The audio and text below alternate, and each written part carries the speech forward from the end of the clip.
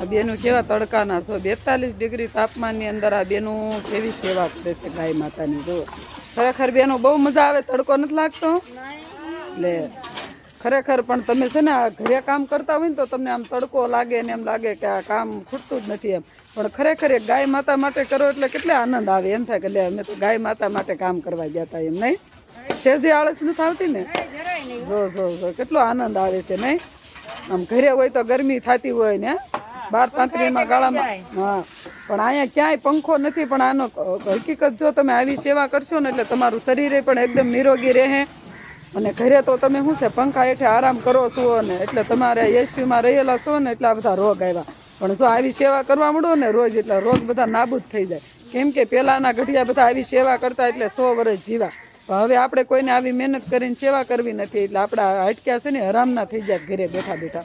પણ ખરેખર જો આવી સેવા કરવી ને તો આ પ્રકૃતિથી આપણું જીવન એકદમ ધન્ય બને, નિરોગી બને અને એકદમ સ્વસ્થ બને આપણું જીવન.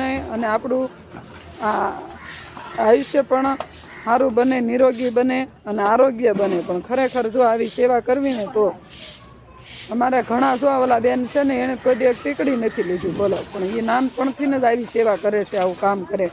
એટલે એ બહેનોને કે દવાખાને ન જવું પડે. કેમ કે આમાં ગરમી નીકળી જાય, પરસેવો વળે એટલે. અને તમને 12-35 ગાળાની અંદર તો હું કચરા પોતા કરી હવે નાખ્યા હોવા ઓલા પાણી.